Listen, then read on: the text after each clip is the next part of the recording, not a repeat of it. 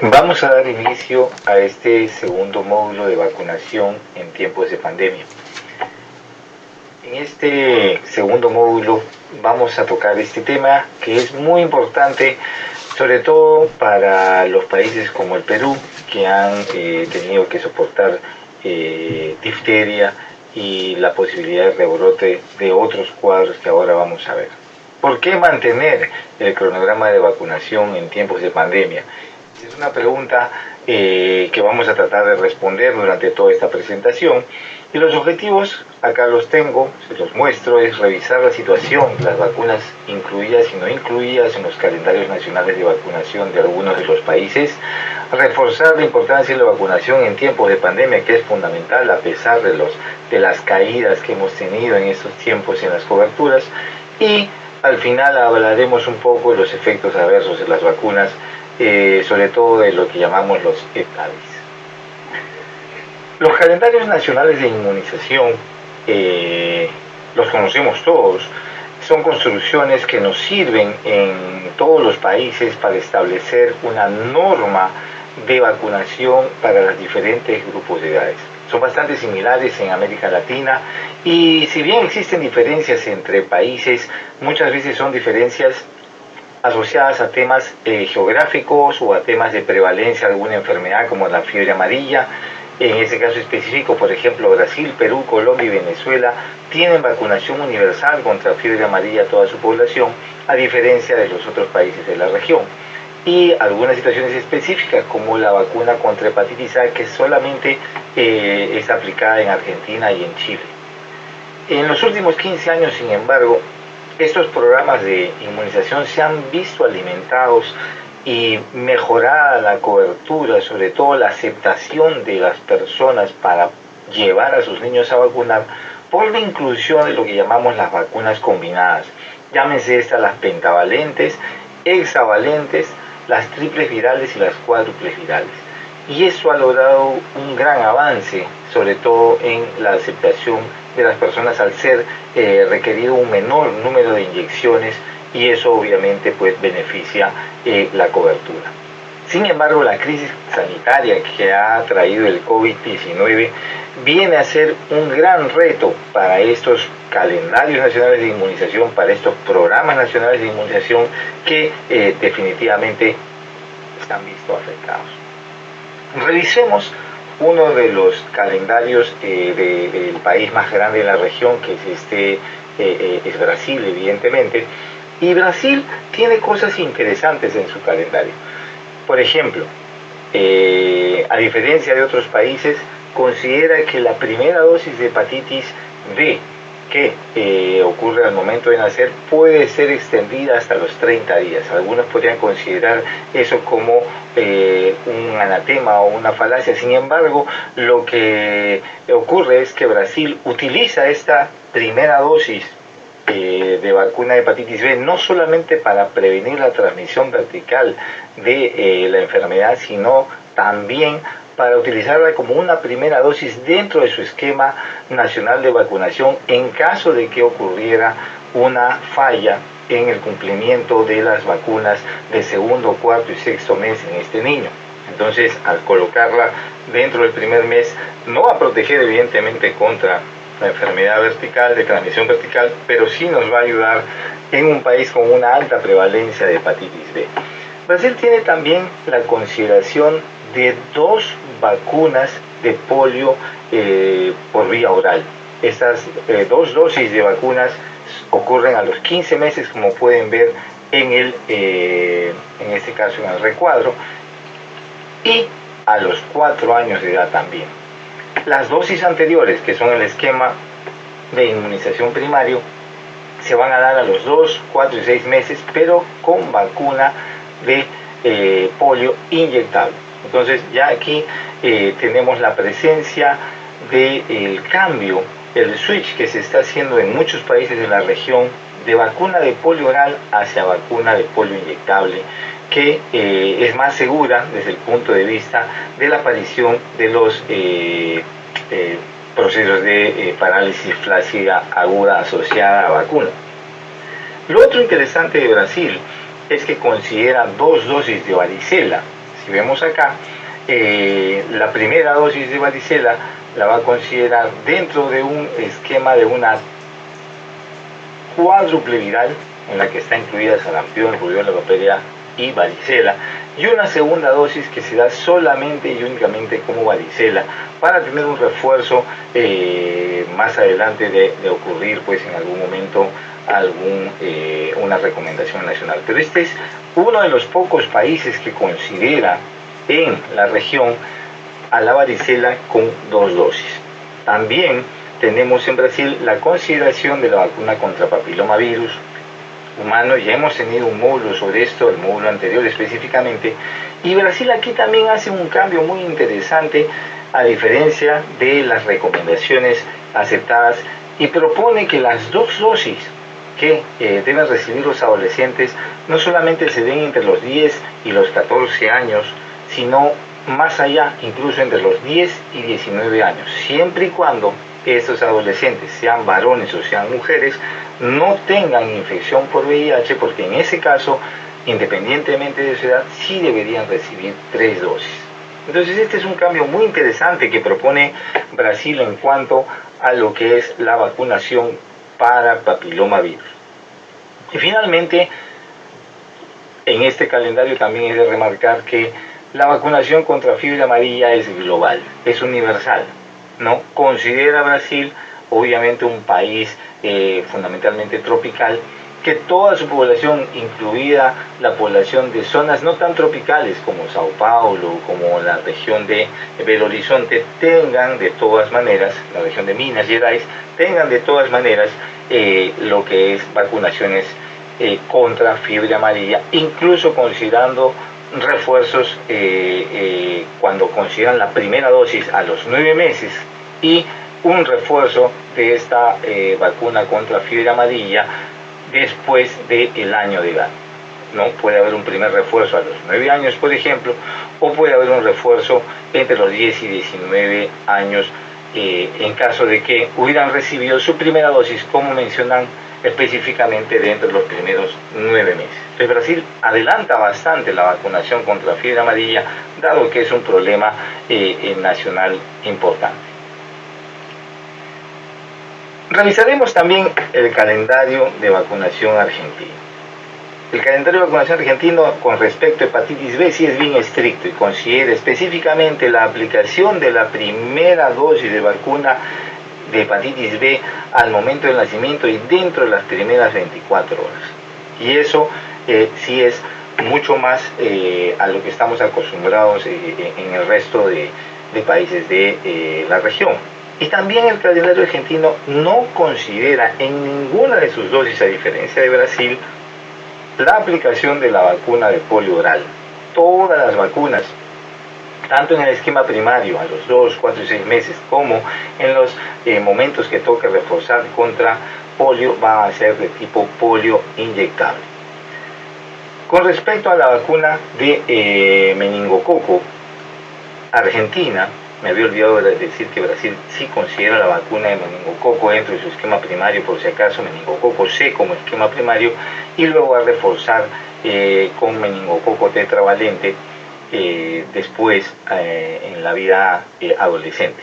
Argentina, sin embargo, considera meningococo tetravalente desde el principio, no como Brasil, que considera solamente las dosis de meningococo C, sino desde el principio Argentina vacuna contra meningococo tetravalente a los 3, a los 5 meses y considera refuerzos a los 15 meses. Esto considerando también la situación epidemiológica que en Brasil y en Argentina es bastante similar con respecto a la existencia de brotes de enfermedad meningocócica. Lo otro que tenemos que considerar, a diferencia de Brasil, es que Argentina solamente considera una dosis para varicela, dosis única, que esta se aplica alrededor de los 15 meses, y considera también 2 dosis de sarampión, rubiola, papera. Acá sí no usan la vacuna combinada tetravírica de sarampión, rubiola, papera y varicela, sino por separado. Y en este caso, ellos consideran 2 dosis para sarampión, rubiola, papera, que van a aplicarse la primera a los 12 meses de edad y la segunda a los 4 años de edad la puedan revisar como la triple vírica. Lo interesante de Argentina es que también considera dentro de su esquema una dosis para hepatitis A, y en el caso de papilomavirus, que es lo otro interesante, considera, al igual que Brasil, a los niños y a las niñas para ser vacunados a partir de los 11 años.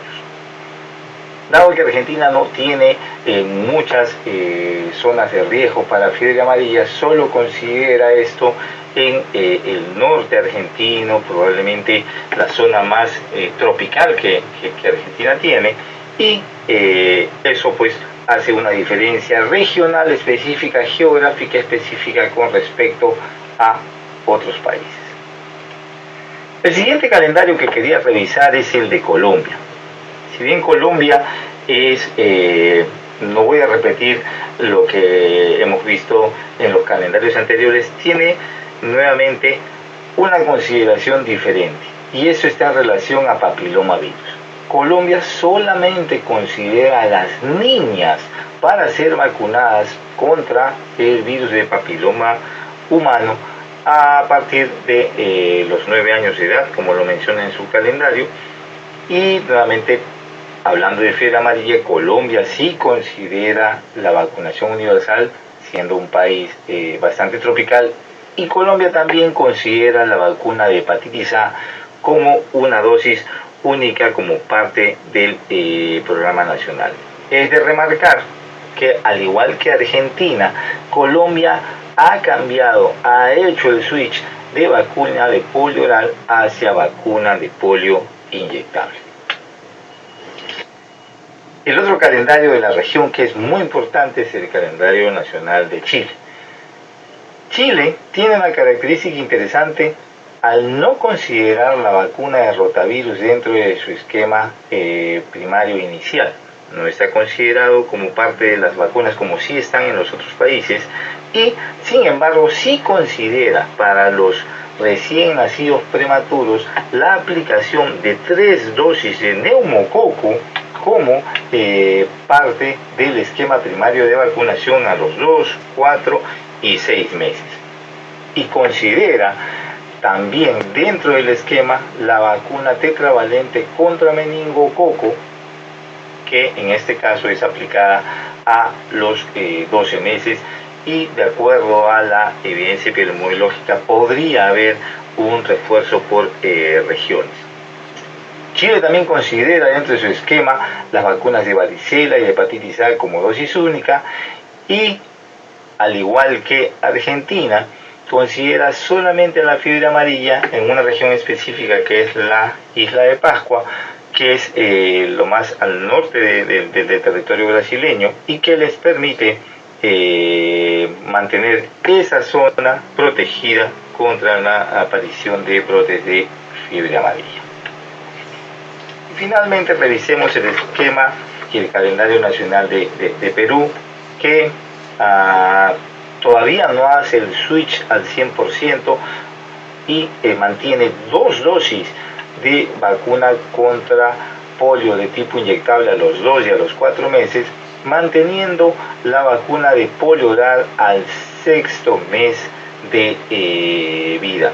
Entonces, esto también se va a repetir para los refuerzos con polio oral, el refuerzo que se recibe a los 18 meses y a los 4 años de edad.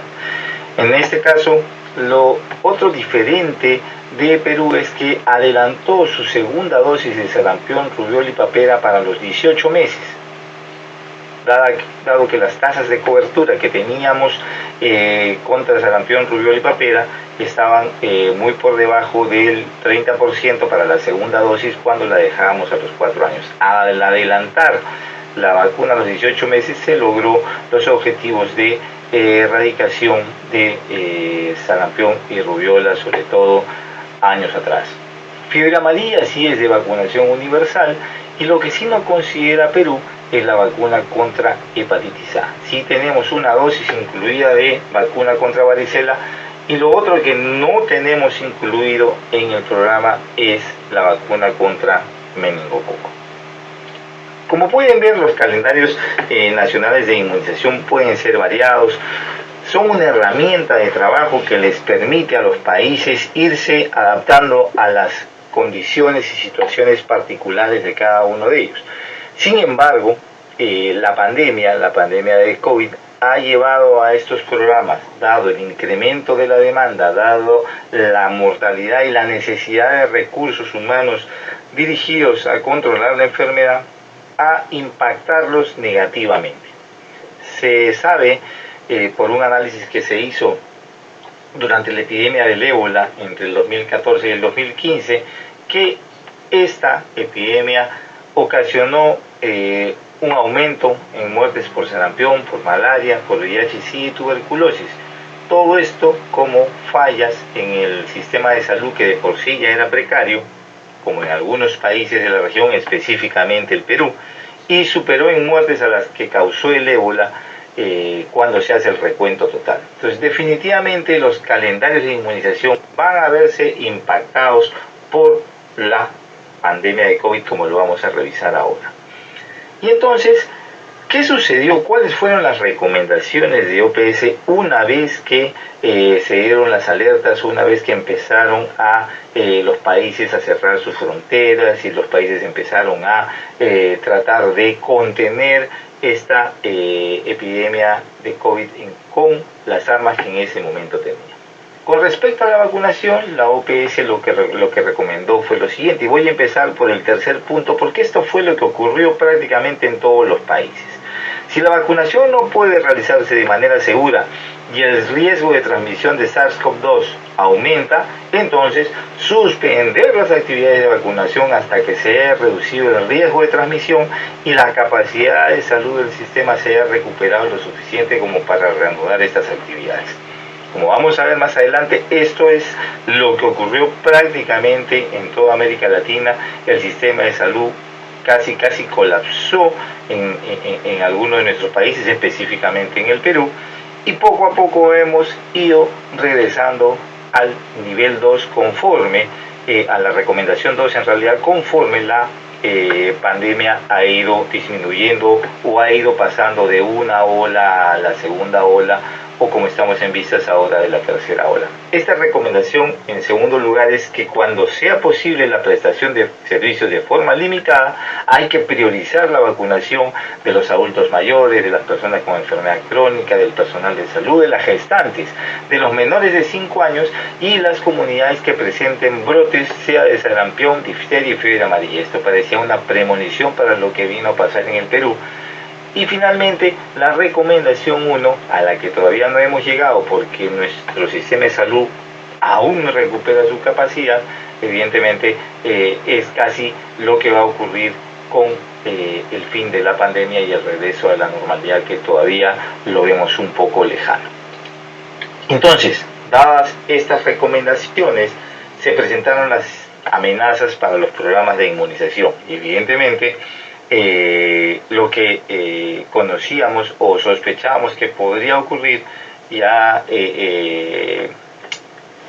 fue de alguna manera presentado por la OPS de esta manera.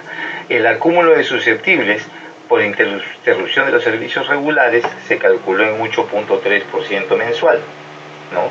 Y obviamente la cancelación de campañas masivas, la cancelación de la vacunación escolar al no haber presencialidad y el perder la sostenibilidad en los programas de eliminación de polio, de sarampión y rubiola y de eliminación del cáncer de cuello uterino son amenazas que se hicieron reales en muchos países de la región. ¿Cómo fue este inicio de la crisis en Perú? He querido yo tomar referencia de un blog que se llama Salud con Lupa, que recalca el hecho de lo que ocurrió en marzo del 2020. Y lo leo rápidamente, ¿no? Al inicio del estado de emergencia se suspendió la atención en más de 8.000 centros y puestos de salud del país. Esa fue la decisión, suspender la atención primaria. Y se concentró el país en enfrentar a una nueva enfermedad que desequilibraba al mundo entero, y otros servicios como las campañas de vacunación y controles prenatales y controles de niños sanos, debo agregar acá, tendrían que esperar. Sin embargo, mientras más se propagaba el virus, más manos se necesitaban. Los hospitales más importantes del país no tardaron en colapsar y todos los esfuerzos del Estado se concentraron en fortalecer sus unidades de cuidado intensivo. Pasamos de una triste realidad de tener solamente alrededor de 300 a 350 camas de unidades de cuidado intensivo en todo el país a tener que acelerar el proceso. Actualmente tenemos unas 2.000 camas UCI. Y si queremos ver el lado positivo, estos 2 años son los años de mayor inversión en el sector salud. Quizás está recuperando aquella brecha que no se había hecho en nuestro país por mucho tiempo, de invertir en salud, de invertir en lo que es atención, en este caso terciaria de salud. Sin embargo, la atención primaria también necesita una inversión. Entonces, el Perú cerró sus establecimientos de, en este caso, primer nivel, y lo que vamos a empezar a tener entonces es, por la emergencia sanitaria, una reducción evidente en la cobertura de vacunas.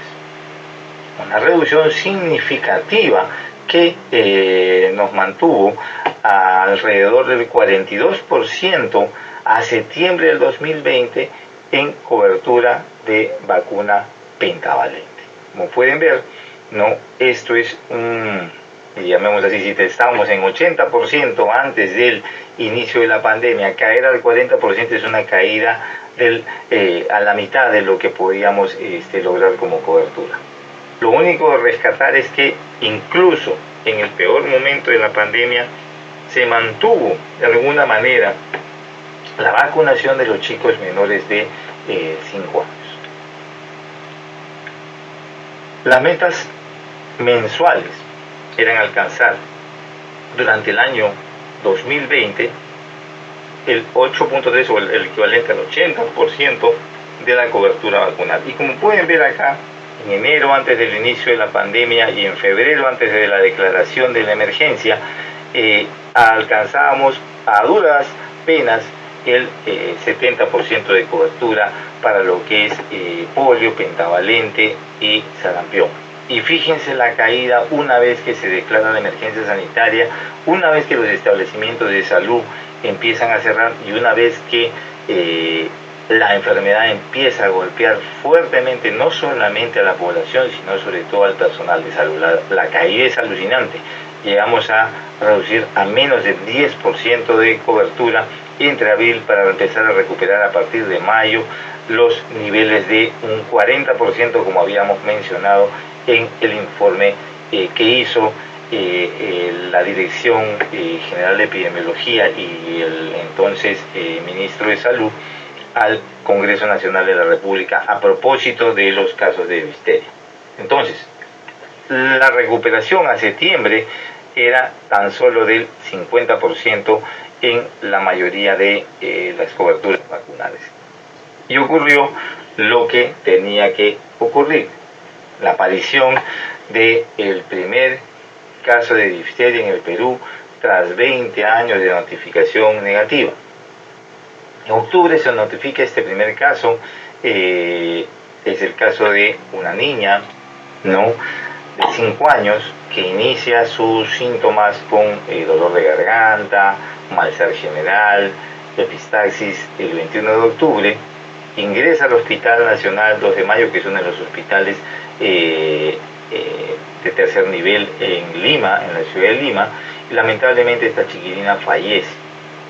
Ella tuvo resultado con un cultivo bacteriano positivo para difteria, con PCR positivo para el gen que codifica la toxina, pero eso no significa que exprese la toxina. Sin embargo, ya era un signo de presencia de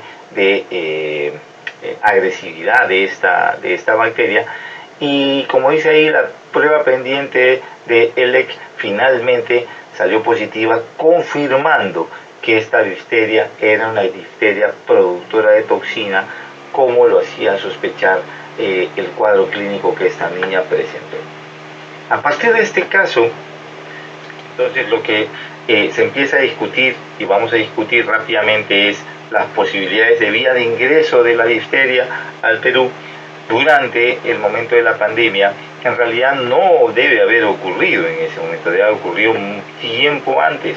Sin embargo, era una enfermedad que estaba controlada incluso con las tasas de cobertura bajas que teníamos para DPT, alrededor del 70 u 80 u 85% en el mejor de los casos según la región, en momento prepandemia. Sin embargo, hemos tenido bastante migración entre el año 2018 y 2019 a través de la frontera norte de nuestros hermanos venezolanos que por razones que todos conocemos empezaron una migración importante. El Perú ha recibido en ese tiempo alrededor de 500.000 de hermanos venezolanos en el país, y eso conlleva la movilización también de la difteria en portadores asintomáticos o portadores sanos de esta población proveniente de un país que sí reporta casos de difteria. También está la movilización desde Brasil, donde también tenemos casos de difteria a través de las fronteras, aunque estas están un poco limitadas por la poca conectividad terrestre que existe entre la Amazonía peruana y el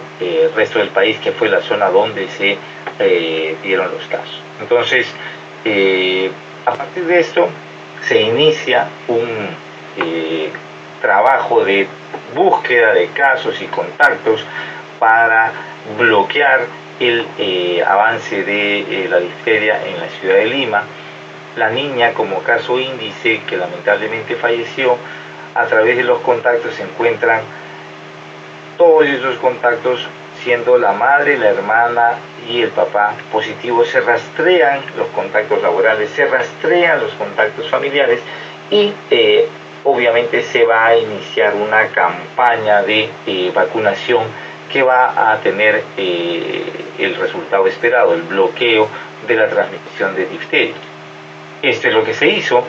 Se hicieron, aparte de las vacunaciones específicas en zonas de La Victoria, donde fue el caso índice, y de los otros casos que aparecieron también en paralelo, se hicieron campañas de vacunación entre el 10 y el 11 de octubre y una segunda campaña entre el 8 y el 10 de noviembre, en la que fue convocado chicos a partir de los 12 años, adultos que no hubieran recibido también dosis para recibir la vacuna de difteria, tétanos, la DT.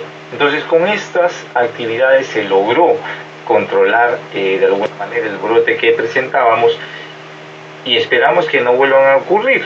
Sin embargo, el riesgo y lo que sucedió en Perú podría suceder en cualquier otro de los países de la región, si es que las coberturas vuelven a bajar como efecto de una tercera ola.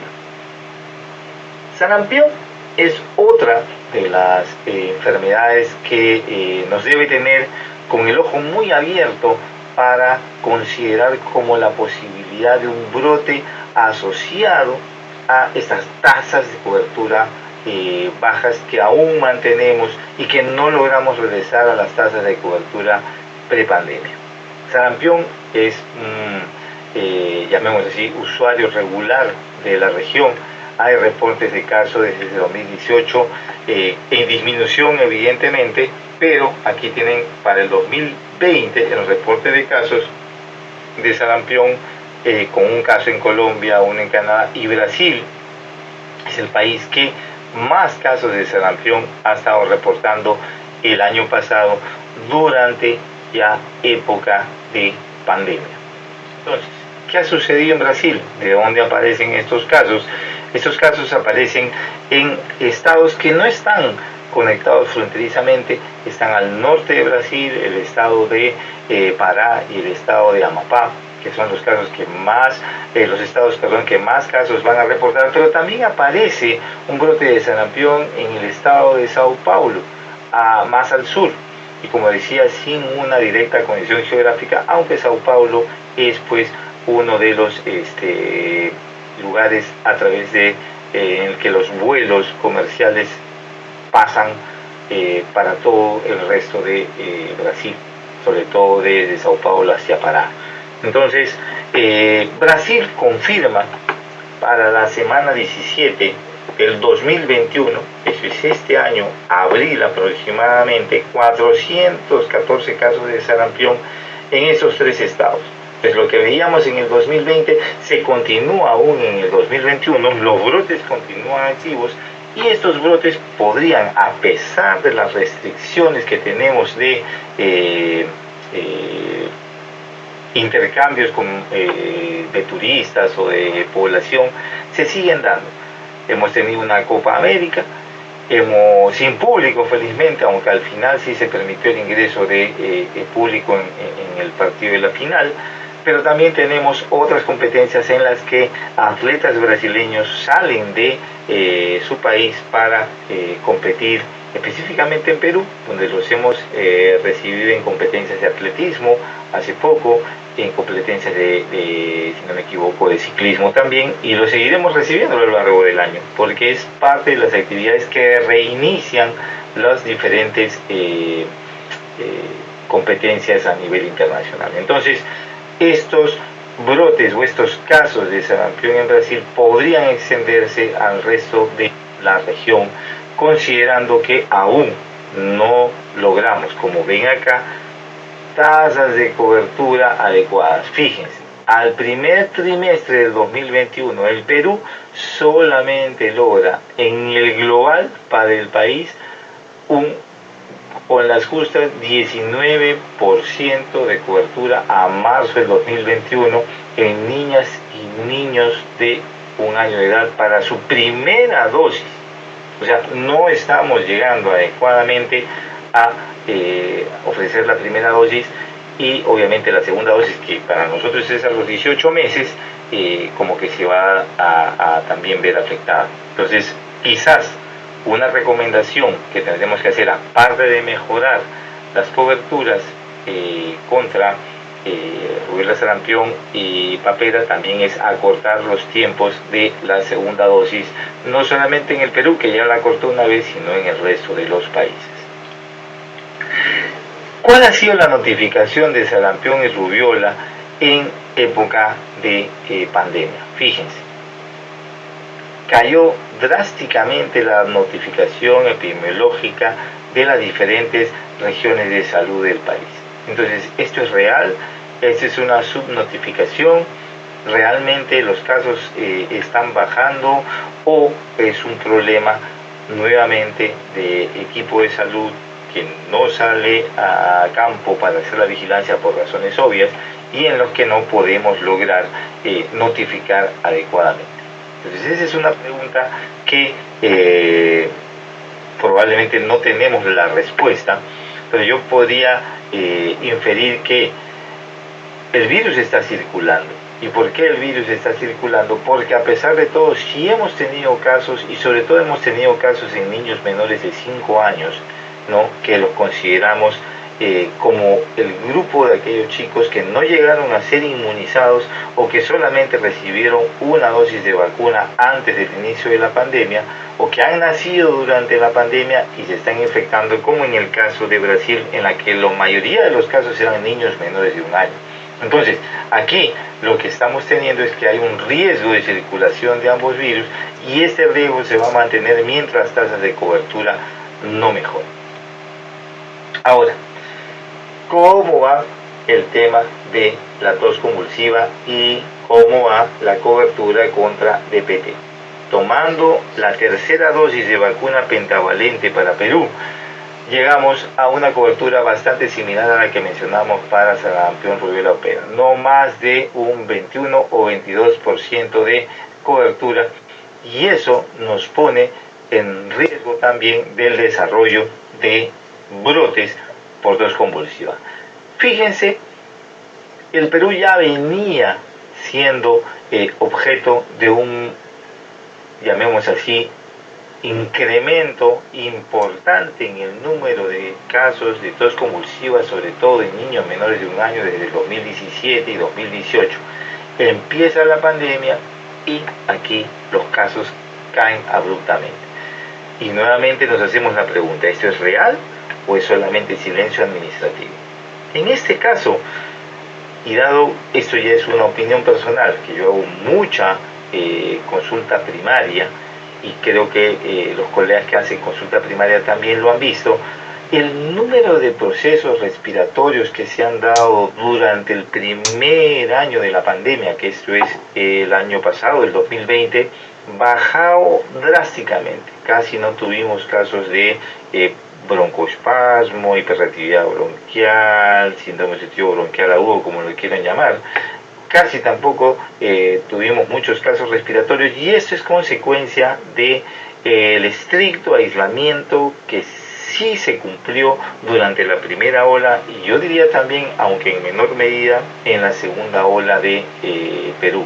Sin embargo, ahora, 2021, con el reinicio de la movilidad social, empezamos a ver más casos de síndrome obstructivo bronquial agudo en niños menores, y algunos de ellos ya pueden estar configurándose como sospechas de casos por pertusis.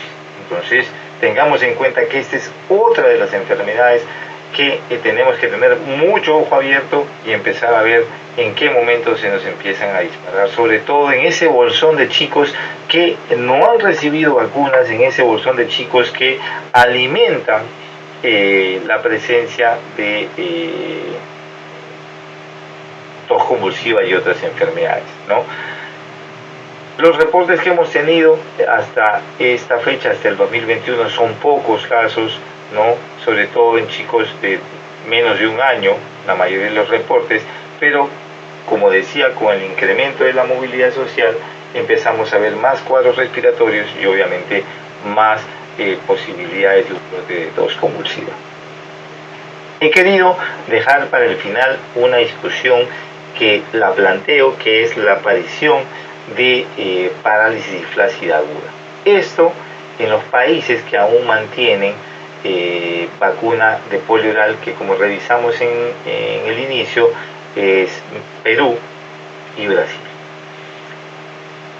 En estos casos de parálisis flácida aguda, muchos de ellos van a estar relacionados con la mutación, la transformación de la vacuna de polio oral en una forma infectante a través de una serie de mutaciones genéticas. Eso lo vamos a revisar un poquito más en detalle en los siguientes slides. Pero Perú sigue aplicando vacuna de polio oral desde los 6 meses y en el refuerzo de los 18 meses, además del refuerzo de los 4 años. Entonces, el riesgo de parálisis displasia aguda asociada a virus derivado de vacuna de polio oral es bastante alto. Sin embargo, las coberturas acá, las pueden ver, igual son bajas, consecuencia de la pandemia, y los reportes entre el 2020 y 2021 de casos de parálisis de flácida aguda han disminuido, a diferencia del año anterior, en el 2019, donde aún se mantenía las dosis y se mantiene todavía las dosis de polio oral.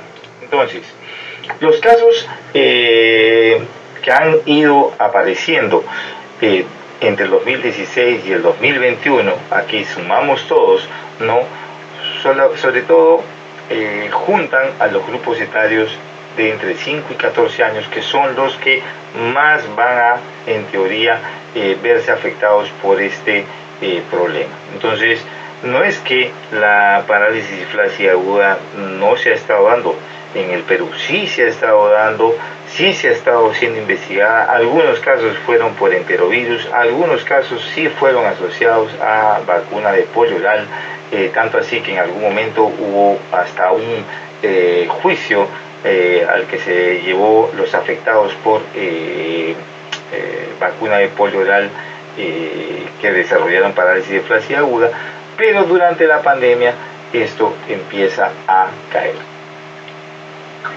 ¿Cuáles serían los impulsores de la aparición de parálisis de flácida aguda? Evidentemente, mantener la vacuna de polio oral trivalente. Felizmente eso ya se ha estado retirando y ya no vacunamos con vacuna trivalente, ahora vacunamos con vacuna bivalente que solo contiene el serotipo 1 y el serotipo 3. Se ha retirado el serotipo 2 de la vacuna de polio oral, que es el que está más asociado a la aparición de casos de parálisis de flacidez aguda. La pobre cobertura vacunal con vacuna de polio inyectable, dado que esta vacuna sí mantiene inmunidad contra los 3 serotipos, pero si yo no logro coberturas por encima del 80 o 90%, aún mejor, también voy a tener el riesgo de la aparición de casos de parálisis de flacidez aguda de forma importada de aquellos países de la región que aún mantienen la vacuna de polio oral en sus niños de, por ejemplo, Perú, 18 meses y 4 años, y que pueden llevar tranquilamente el virus hacia otras zonas, otros países de la región. Otro impulsor es el deterioro de la inmunidad, que permite la replicación del virus vacunal, sea de tipo 1 y de tipo 3. Recuerden que el tipo vacunal 2 ya no está presente en la vacuna bivalente que actualmente aplicamos, y esto ya sucedió en la española, que es la unión de Haití y de República Dominicana. Lo que sucedió en la española se lo voy a tratar de resumir en unos cuantos slides. Empezó en julio del 2000, duró hasta junio del 2001 y se reportaron 20 casos de parálisis flácida aguda asociada al tipo 1 de la vacuna. Entonces, habíamos dicho que el tipo 2, el serotipo 2, era el que más se había asociado a casos de parálisis de flacidez aguda. Sin embargo, lo que ocurrió en la española fue muy interesante, porque no fue el virus 2 el que mutó, sino fue el virus 1, el serotipo 1 de la vacuna. 14 casos fueron reportados en República Dominicana, y las zonas donde apareció los casos de parálisis de flacidez aguda eran con muy bajas coberturas para polio, que en ese momento hasta ahora se pone polio oral, entre 20 y 30%, sobre todo en la zona de Haití. Entonces, en Haití los casos confirmados no tuvieron relación geográfico-epidemiológica entre ellos, o sea que era un brote como que general, y se implementaron campañas de vacunación que lograron controlar el brote. Una vez que se hizo el análisis del poliovirus derivado de la vacuna de OPV, se notó que tenía un 97% de semejanza con su cepa original, la del serotipo 1, pero sin embargo ese 3% de diferencia le permitía asumir características de poliovirus salvaje de tipo 1 en neurovirulencia y en capacidad de transmisión.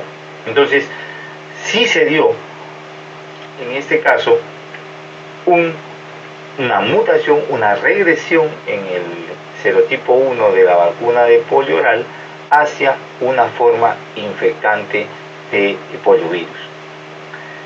¿Cómo se explicó en ese momento estos cambios? ¿Cómo sucedieron? ¿Por qué sucedieron?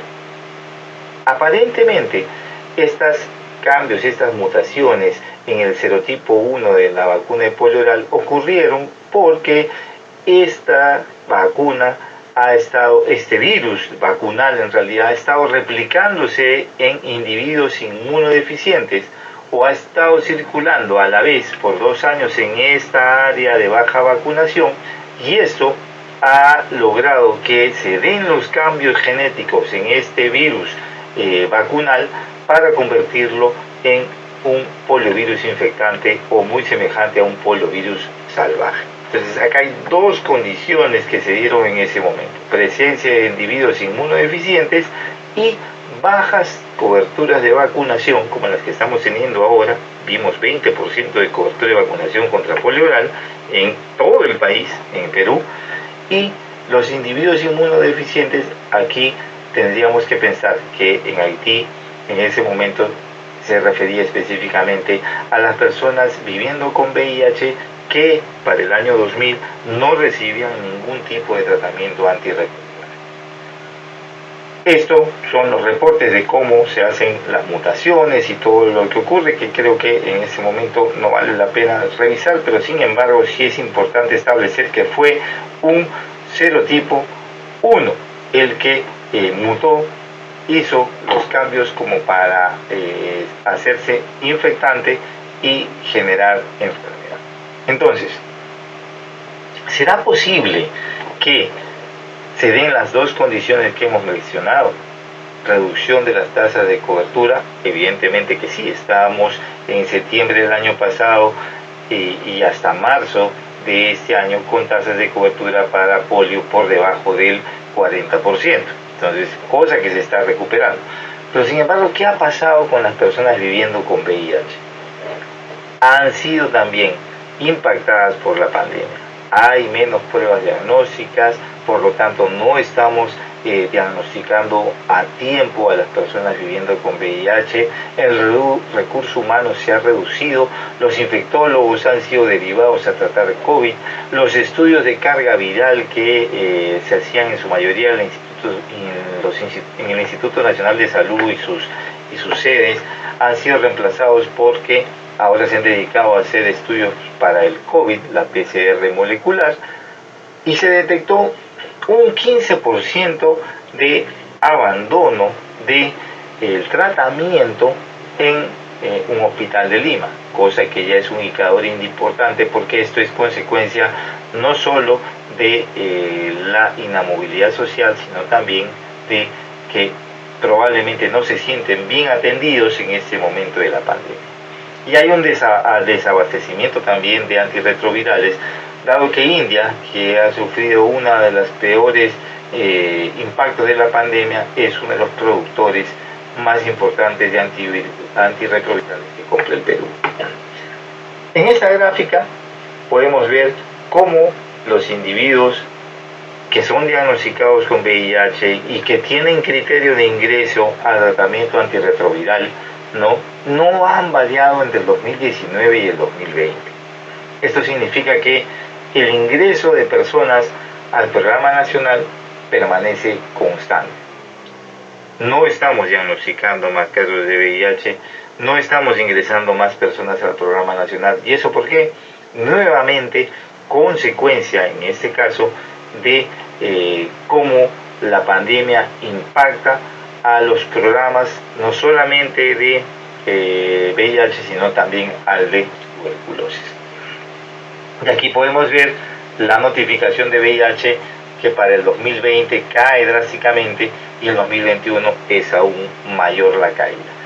Y no podríamos decir que la inamovilidad social va a reducir las tasas de infección por VIH. Sabemos que el trabajo sexual se ha incrementado en estas épocas de pandemia, evidentemente por situaciones que tienen que ver con pobreza y falta de oportunidades de trabajo, pero también la detección y la transmisión en población general se va dando y no se está diagnosticando. Entonces, este acúmulo de personas viviendo con VIH que no tienen diagnóstico, que no se hace una evaluación para ver su grado de inmunodeficiencia y que no inician tratamiento, podría llevar a que la vacuna de polio oral que administramos en Perú del 6º mes de vida pueda en este tiempo, en estos casi 2 años que ya van a pasar, ya estamos a año y medio en la pandemia, pueda llevar a una mutación de estos virus de polio vacunal y ocurra lo mismo que ocurrió en la española. Recordemos que ocurrió en un periodo de 2 años y si es posible que el serotipo 1, que ya demostró que sí puede mutar, haga un cambio. Entonces debemos estar también vigilando no solo sarampión, no solo tos convulsiva o como hemos puesto al principio difteria, sino también la aparición de los casos de parálisis de flacidez aguda. Pasemos a otro tema. ¿Cómo aprovechamos el momento actual para reforzar nuestras actividades de inmunización? ¿Será posible? Bueno, dentro de la desgracia, si es posible mirar positivamente los esfuerzos que se están haciendo para la vacunación. Entonces, tendríamos que mantener el mensaje y reforzarlo constantemente, que es aquel de las vacunas salvan vidas, más aún con la campaña de la vacuna contra el COVID y con la evidencia que tenemos que el número de muertos empieza a reducirse, quizás el número de infectados también, y conforme los países logran una mayor cobertura de vacunación contra COVID, es evidente que estamos salvando vidas. Entonces, ese mensaje no solamente debe ser utilizado para el COVID, sino debe ser utilizado en cada una de las intervenciones que hagamos desde la atención primaria para todas las vacunas incluidas en el calendario nacional. Y sobre todo aprovechar, como dice acá, el conocimiento que han adquirido los cuidadores, los familiares, los padres sobre inmunidad, anticuerpos, refuerzos de vacunas, combinación de vacunas, efectos secundarios. ¿Acaso no les preguntan a ustedes, doctor, y si yo me pongo una vacuna de X marca, me podré reforzar con otra vacuna de otra marca? ¿O acaso no habíamos hablado mucho tiempo cuando no habían vacunas de inmunidad de rebaño? Entonces, todos esos conceptos, traerlos a la mesa el momento en que estamos atendiendo a un niño y reforzar esos mensajes, no solamente que las vacunas salvan vidas, sino también lo que es la protección concedida por los anticuerpos. E insistir en que los calendarios de vacunación se tienen que completar al 100%. Eso es desde nuestra parte, pero también tenemos que aprovechar lo que está ocurriendo a nivel de infraestructura, a nivel de país en las diferentes regiones. En el Perú, esta campaña contra el COVID-19 ha logrado temporalmente establecer una cadena de frío bastante importante, ha desarrollado la cadena de frío sustancialmente y muy probablemente vamos a tener que seguir con vacunas de mRNA mensajero en el futuro, por lo que esa cadena de frío a ultrafrío es importante. Pero sin embargo, tenemos que convertir los centros actuales o algunos de los centros actuales de vacunación en centros permanentes de vacunación para que la población pueda acudir como ha venido acudiendo ahora masivamente.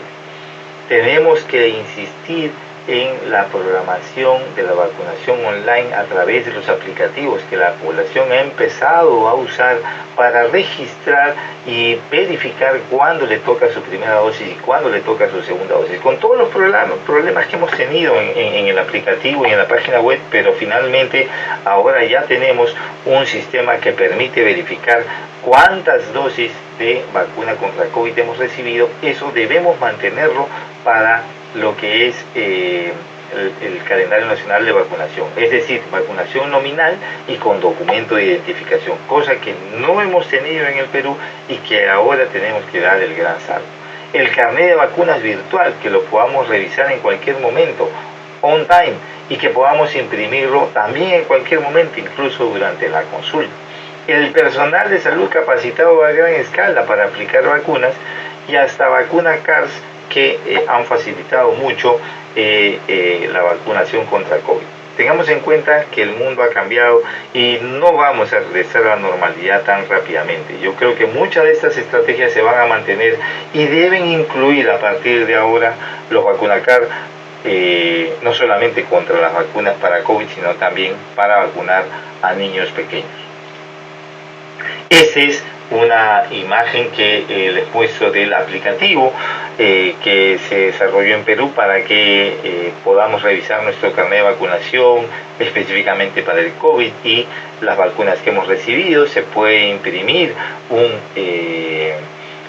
registro de las vacunas una vez que hemos completado las dosis correspondientes.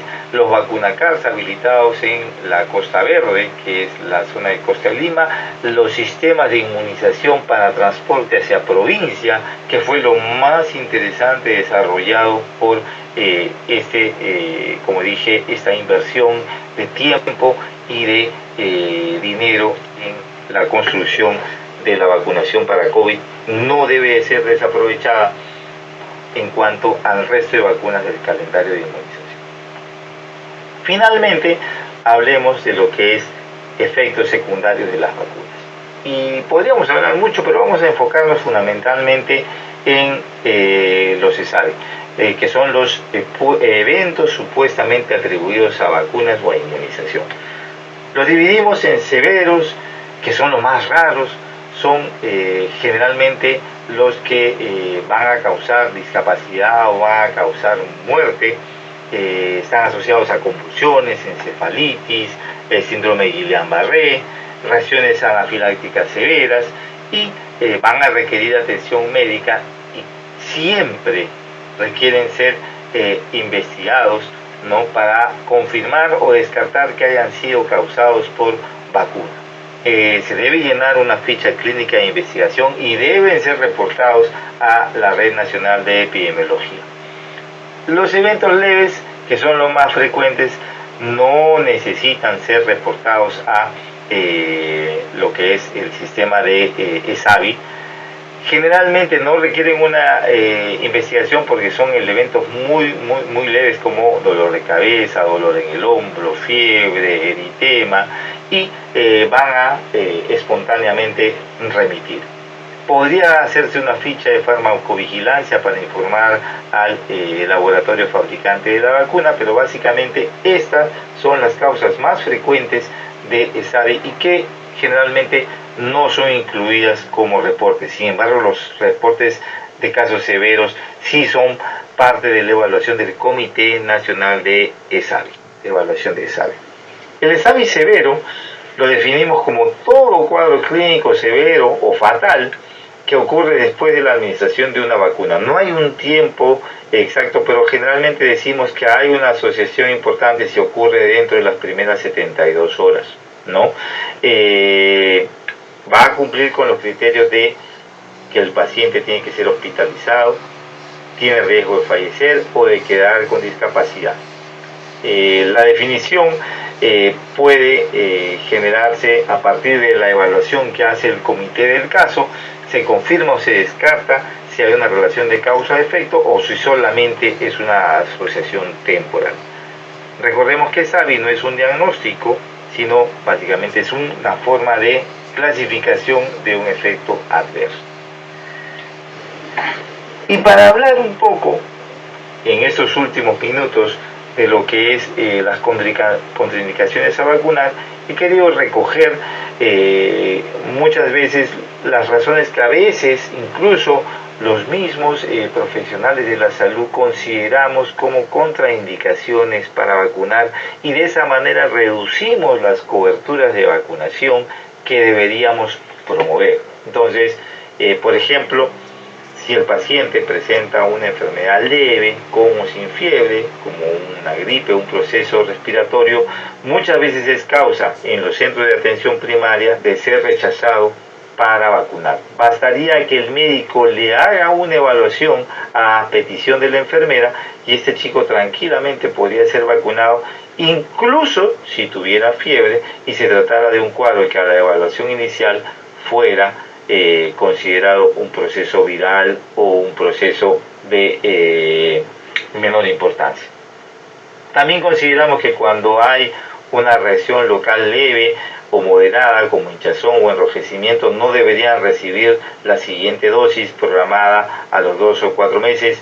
Eso es para el caso específico de DPT. Ese es otro error bastante frecuente. Simplemente es un evento que ocurre una vez, no se va a repetir en las siguientes dosis.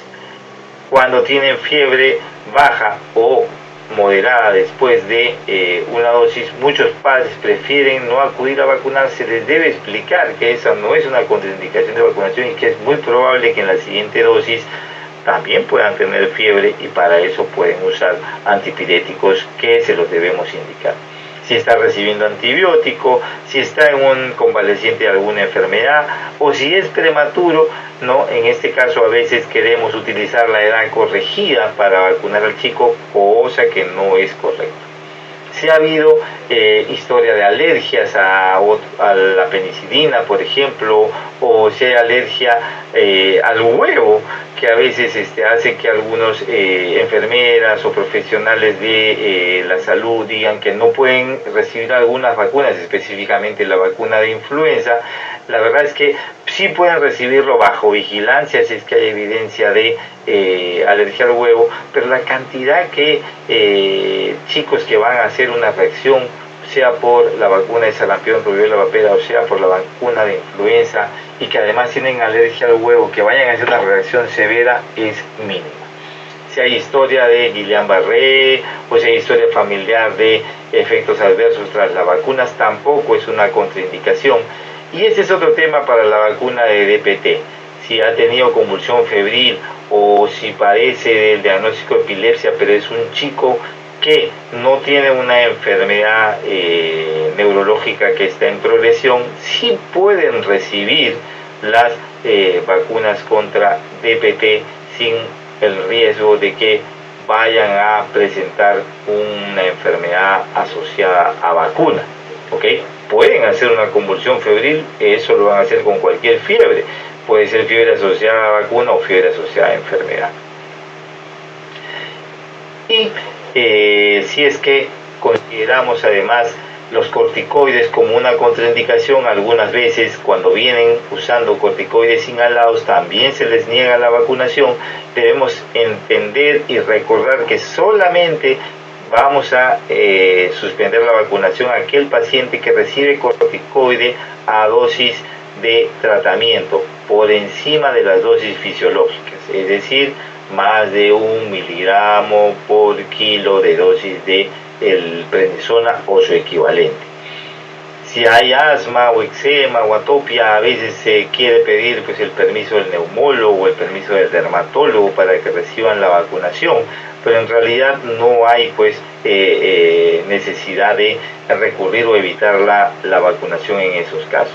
Tampoco si han tenido pues diagnóstico de papera o de varicela previamente va a negarse la vacunación. Y hay algunas enfermedades previas como parálisis cerebral, síndrome de Down, ictericia neonatal, que tampoco son causa de vacunación. Los niños con síndrome de Down no tienen un calendario especial para vacunar, y tener bajo peso al nacer sin ser prematuro tampoco lo condiciona para recibir las vacunas.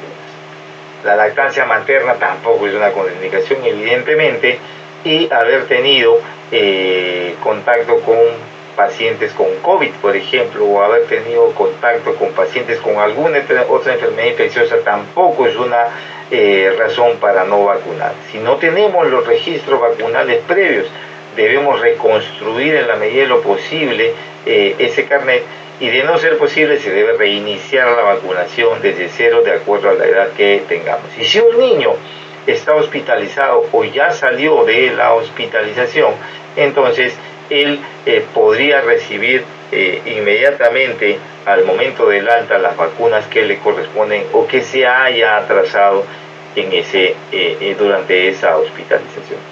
Muchas de estas condiciones son a veces consideradas como contraindicación para vacunación, pero en realidad no lo son. Y con esto terminamos nuestra presentación de este módulo 2. Espero que les haya servido y nos vemos en el